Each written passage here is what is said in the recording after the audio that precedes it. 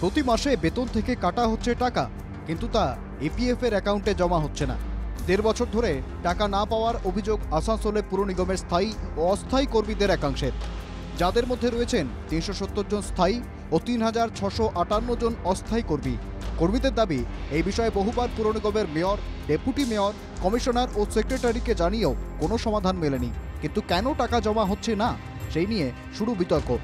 এটি একটি গুরুতর অপরাধ বলে অভিযোগ করেন আসানসোল দক্ষিণের বিধায়ক অগ্নিমিত্রা পাল। আসানসোল মিউনিসিপ্যাল কর্পোরেশনে কাজ করে, তাদের প্রভিডেন্ট ফান্ডের টাকা কাটা হয়েছে, কিন্তু তাদের টাকাটা জমা হয়নি। কোথায় গেল বলুন তো? সেখানেও চুরি, টাকাগুলোকে মারছেন। এটা একটা অপরাধ। ইমিডিয়েটলি এই কমিশনারকে অ্যারেস্ট। বিষয়টি নিয়ে সুর চড়িয়েছে সিপিএম কংগ্রেসও। কর্মীদের ইপিএফ এর টাকা না দিলে পুর নিগম ঘেরাওয়ের হুঁশিয়ারি বিরোধীদের। যদি অবিলম্বে এই পিএফ এর প্রবলেমের সুরাহা না হয়, তাহলে জাতীয় কংগ্রেস আসানসোল কর্পোরেশন ঘেরাও করতে বাধ্য হবে।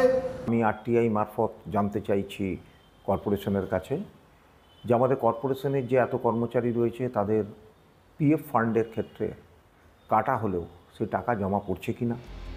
স্পষ্ট কোনো অভিযোগ পাননি বলে দাবি আসানসোল পুর নিগমের ডেপুটি মেয়র। বিষয়টি নিয়ে খোঁজ নিয়ে দেখার আশ্বাস দেন তিনি। না, ওটা জমা হচ্ছে, ওরা বিভিন্ন জায়গায় যারা কে দিয়েছে সে ধরুন এজেন্সি মাধ্যমে যদি করে কেউ, এটা মানে এখানে তো কয়েকটা ক্যাটাগরি আছে, এজেন্সি মাধ্যমে আছে।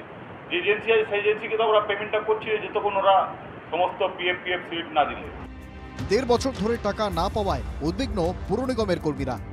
এর সমাধান কিভাবে হয়, কিভাবে পাওয়া যাবে প্রাপ্য টাকা, তা নিয়ে চিন্তিত সকলেই। আসানসোল থেকে সৌমিত্র গাঙ্গুলির রিপোর্ট, এনকে টিভি বাংলা।